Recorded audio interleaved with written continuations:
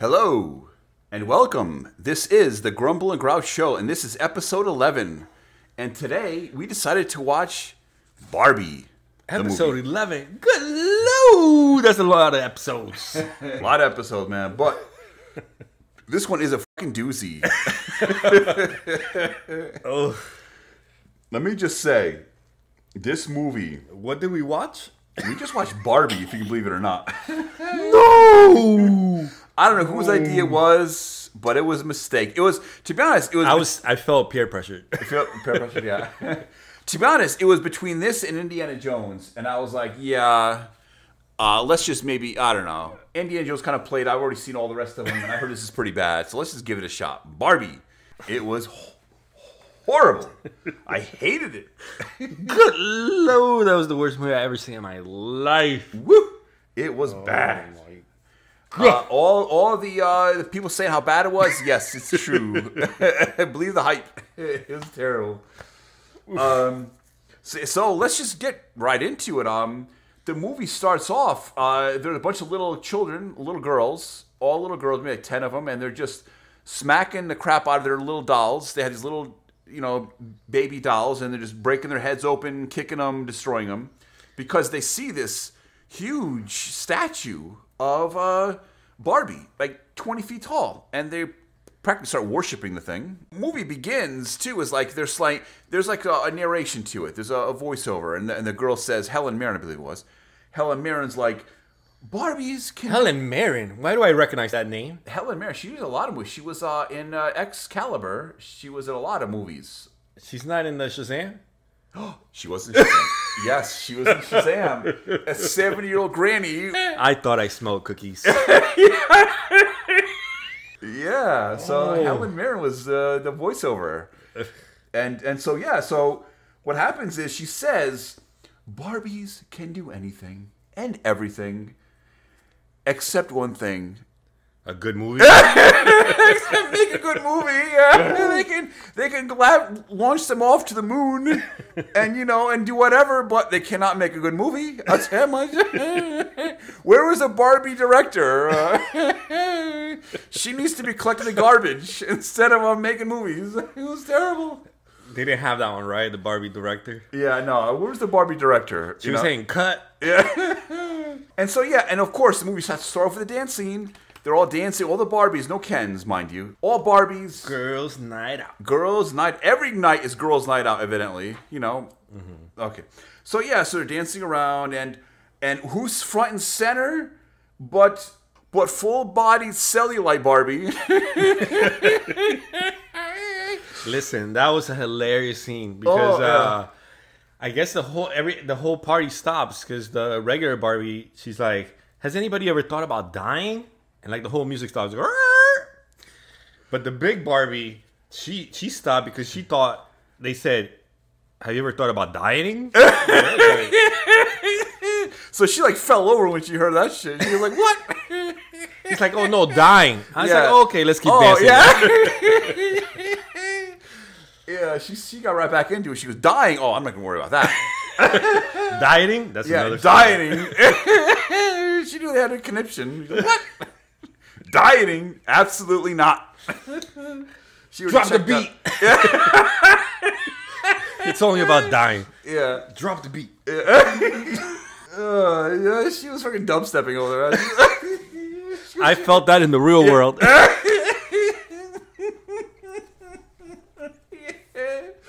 Oh my god, when she hit the ground, they felt that shit in the real world. But pretty early on, they said, so at one point you realize Barbie doesn't have a vagina because they're at this construction site, and she goes, oh, by the way, I don't have a vagina, he doesn't have a penis.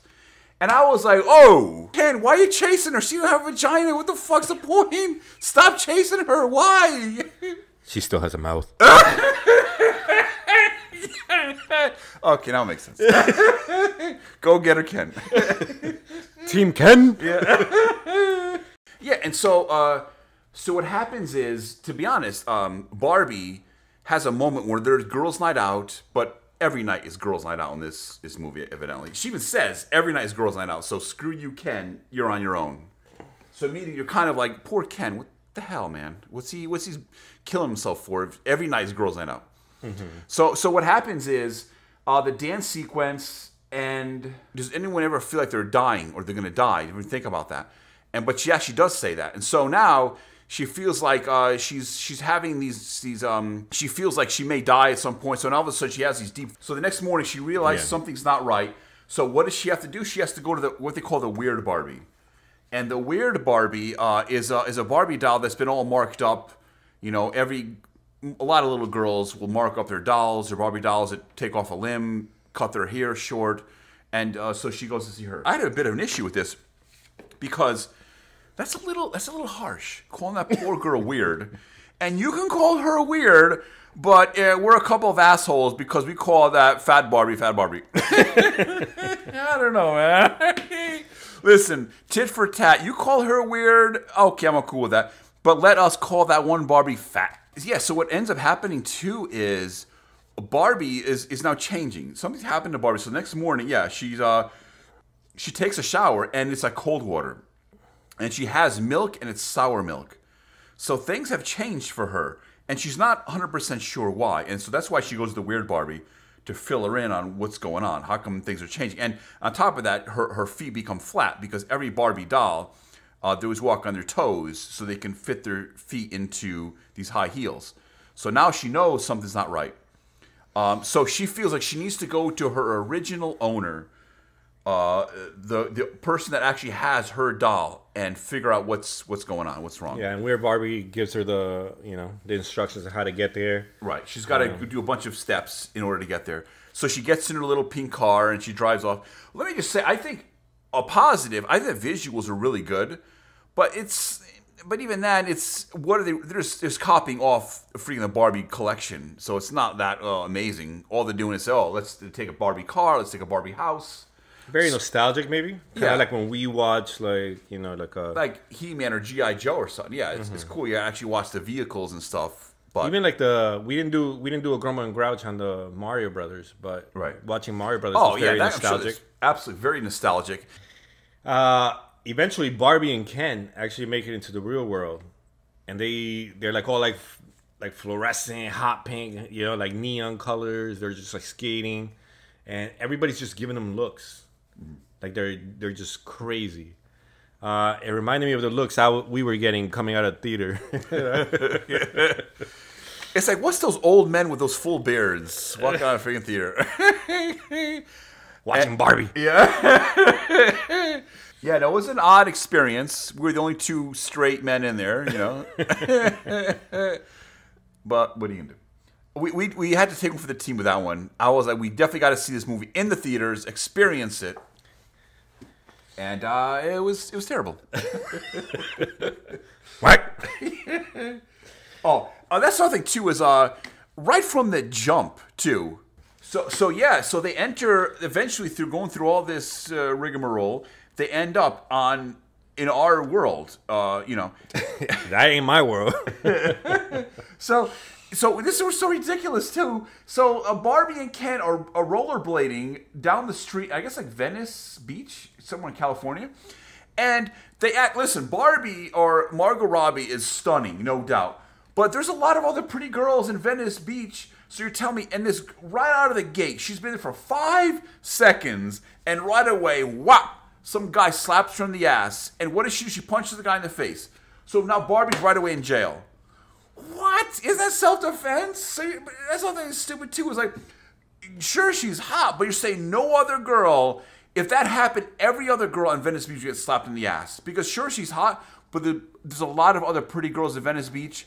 So you're saying every day some girl is slapped in the ass just like that. That's already stupid. What I found weird was she has no vagina, but yet they're taking her fingerprints. Yeah. So at one point she gets arrested, right? And then she says, before she gets arrested, she sees like 6 construction workers. And she's like, oh, construction workers, they must all be women. So she runs over there with Ken. And I guess in her world, all construction workers are women. And they're like, oh, by the way, for whatever reason, she says, oh, by the way, I don't have a vagina and Ken doesn't have a penis. I'm like, what? And so they get arrested because she punched that guy in the face or whatever. So now she's at the police station and they fingerprint her. And I'm going, and we're both like, yo, so she has fingerprints, but no vagina? I was like, what are the priorities when it comes to creating this? What are the priorities when it comes to creating this Barbie? You're telling me you're going to go through the trouble of giving her fingerprints, but the vagina? Yeah, we'll pass on that. Yeah. That Listen, man, makes sense to me. The only realistic Barbie I saw was the pregnant Barbie with no Ken. Yeah. Listen, I agree with that. Yeah. Yeah. Well, that to me, that's the only thing that rang true with me too. I was like, okay, I can see that. There's a pregnant Barney, and where's Ken? He's off in the street having a good time. And so eventually, Barbie scours the town looking for the owner of her doll. So she finally finds the owner of her doll, and lo and behold, it is a Hispanic girl. And I kind of think she thinks she's the owner. She's not the owner. Right, she thinks. But yeah, you're right. She's not the owner, but the mother is the owner. Yeah. But so it's imagine a Hispanic mother and a Hispanic daughter. You're telling me you're not going to get a Hispanic Barbie? I thought representation mattered. I thought you can't view yourself until you see yourself, you know?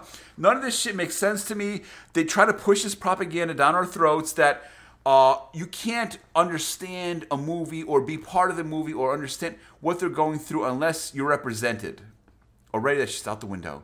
Because Barbie, Margot Robbie's white, and the little girl and the mother were both Hispanic. And why would you get a white Barbie already? I don't buy it.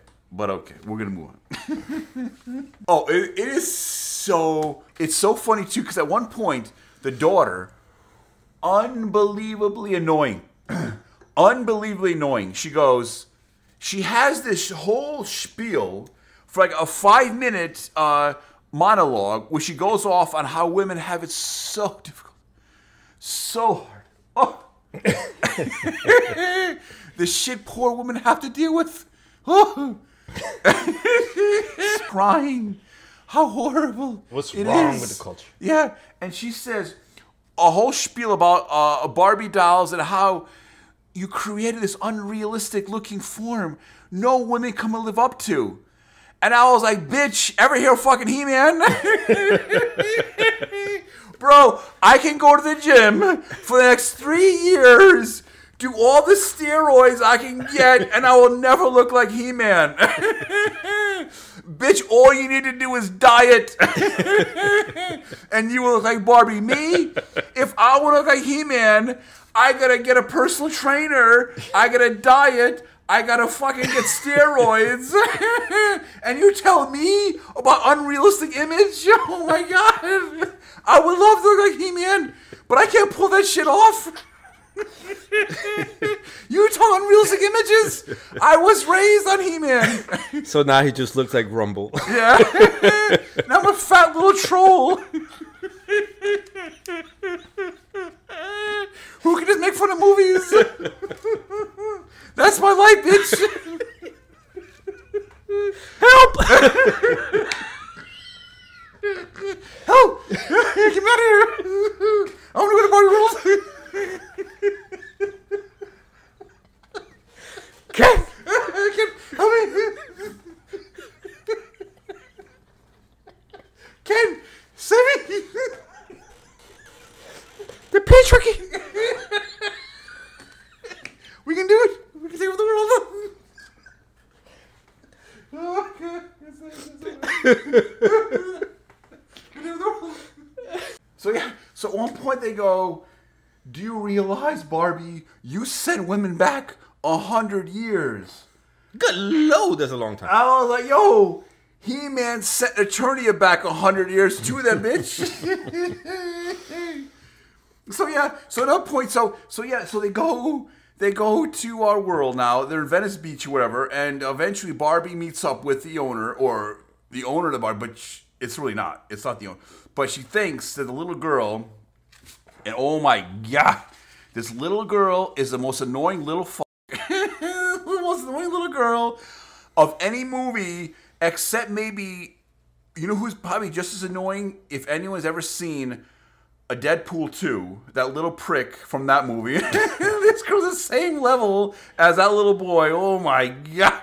What you don't know is that little boy played the fat Barbie in this movie. Yeah. Little known fact. The celluloid queen. It was the same kid from Deadpool 2. By the way. Yeah, but so they eventually meet up, and oh my god. So you kind of feel bad for the Barbie because she shows up and pours her guts out to this little girl, and she's like, "Oh, I was the doll you played with," and the little girl is, of course, some little revolutionary, communist revolutionary.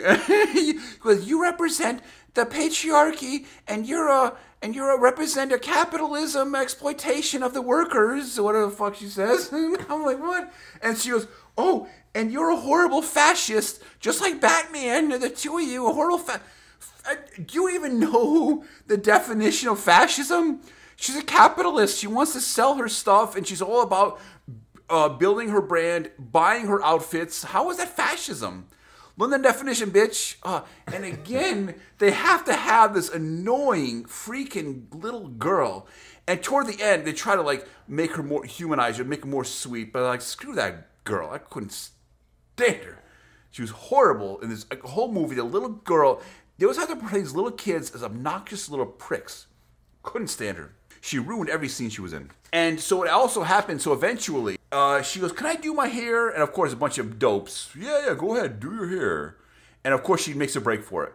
Now, this was so, and there's so many scenes that were so like ludicrous. This is a big budget, a huge movie where now she's like running, and it turns into a Scooby-Doo movie where you see like 4 or 5 executives running this way, and fucking Barbie running that way, and Barbie heads down this corner, and the 5, 6 executives run that way. I'm like, what are we watching? This is like a bad episode of Scooby-Doo, man. Like the cartoons when like somebody enters the door and come out the other door. Yeah, yeah, it was so ludicrous. I hated it. This is so stupid. But the important part that happened here was that Ken and Barbie got separated, and so eventually Ken does find kind of like the meaning of patriarchy to him. Yeah, and that's the big change cool. In the movie. You know, I thought there were a couple of decent scenes, and I thought it was funny how one person asked him for the time, and he was so like, "Oh my god, you want to know the time?" From me, you know, he felt like so special. Mm-hmm. But that just shows how you want to talk about tyrannical or fascist. That poor freaking guy, just asking him for the time is like a monumental accomplishment for him. So you kind of feel bad for the guy. I mean, what are they doing to this poor sap in freaking Barbie Land? So yeah, so this is another ridiculous scene. So after the Scooby-Doo shit, so freaking Barbie ends up in this ridiculous huge room, and in it is some old broad just sitting making tea or whatever she was doing. And so Barbie goes up, and this is the kicker. She does not know who the hell this woman is. Just because she's an old female, oh, she must be wonderful. And so she goes, "Do you want some tea?" "Oh, yes." Bitch, that could be from fucking Hansel and Gretel. She wants to put you in the fucking stove. How do you, because she's a woman and she's giving you tea means you're a fucking saint or she's on your side? You gotta trust her. Yeah, no, that's corny shit too. It's like, "Oh, okay, thank you. You're so wonderful." Corny shit. A lot of corny scenes in this movie. The owner of the Barbie is America Ferrera, I think, something like that. And the daughter. Oh my god, this daughter was so incredibly obnoxious. I hated her. And she goes, and so they show the family life kind of. They show a little bit of snippets of the family life. So it's the mother, America Ferrera, the daughter, and the husband. And the husband, of course, is a poor white sap who doesn't, is a fucking loser. And he's trying to learn Spanish and stuff. Yeah, and meanwhile, the guy is honestly trying to learn Spanish to, maybe endear himself to his wife. But no, he's a piece of shit. So America Ferrera was like, "Should we tell him we're leaving?" "Oh, no, screw him, we're out." What? That poor guy is trying to learn Spanish just for you, and you're like, "Yeah, screw him, we're out." That's not... Yeah, he had to start looking for a new phrase. ¿Dónde está mi esposa? Yeah. No tengo que comer. Interesting, too, is like, there's a scene where the little girl, America Ferrera, or America's daughter, it's America herself, is like, she goes, "Oh, look at that tree house. I had to buy that with the money I saved." Heaven fucking forbid. She's like, oh, my daddy bought that for me. No, your daddy's probably a piece of crap. According to Barbie, all men are shit. No, you cannot have anything positive with men associated with men. All men are crap. So eventually, the Mattel people end up chasing Barbie around, and eventually, when she runs out of the building, oh ho ho, there is fucking America Ferrera, or whatever her name is, and her daughter waiting at the entrance. And they say, hey Barbie, come and we'll save you. Barbie runs in the car, and they're off. And they say, hey, we need to go back to Barbie Land. And they said, yes, let's all go back to Barbie Land. And here, the trip back to Barbie, they try to endear us to the little daughter. She's not so bad. She's really just misunderstood. She's a sweetie. No. The daughter is a bitch. Couldn't stand her. They try to put some scenes where you just don't understand. That little daughter, she suffers so much for the patriarchy. She's really wonderful. If it wasn't for the patriarchy, she'd be wonderful. No. Fuck that. The daughter's a bitch. Couldn't stand her. But they try to endear her. Oh, you don't understand her. She's a wonderful girl.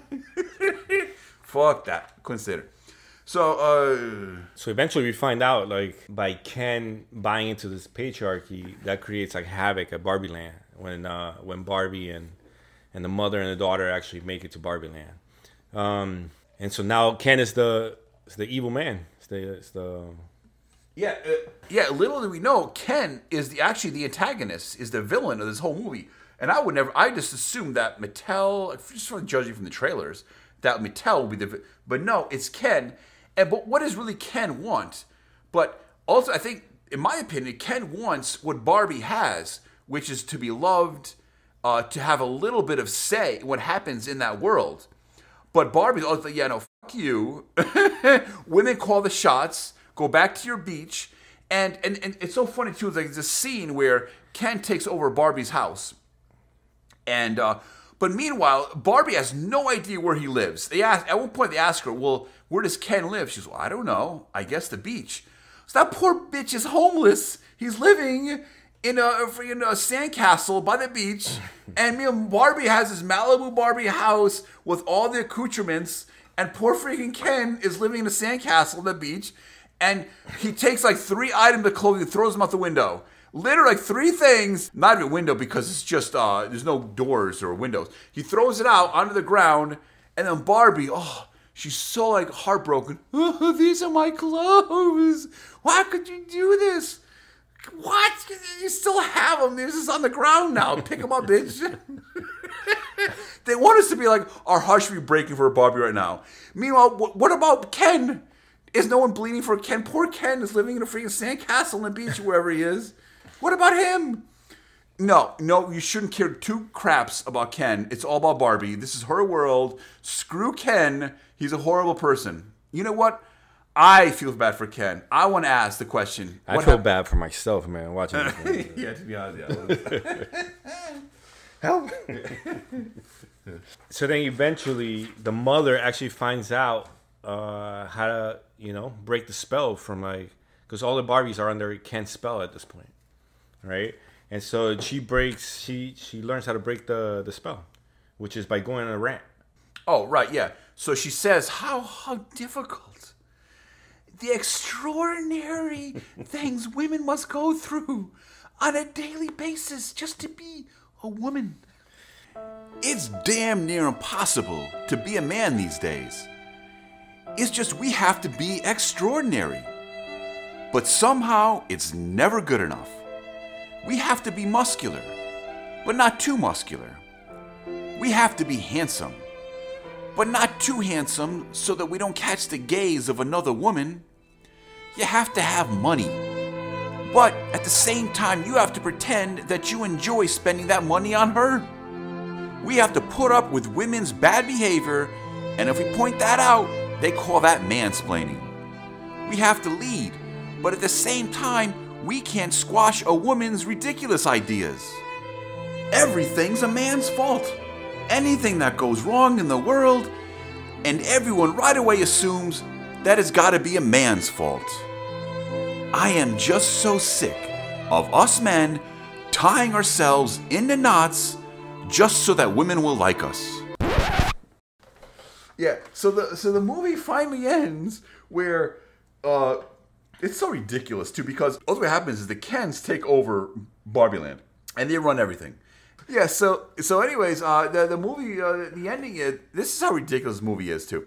So ultimately, what happens is while Barbie ends up doing shenanigans in the real world, Ken comes back to Barbie Land and takes it over. And now the patriarchy takes over, and all the Barbies are all out of positions of power, and the Kens rule everything. But this is so ridiculous too.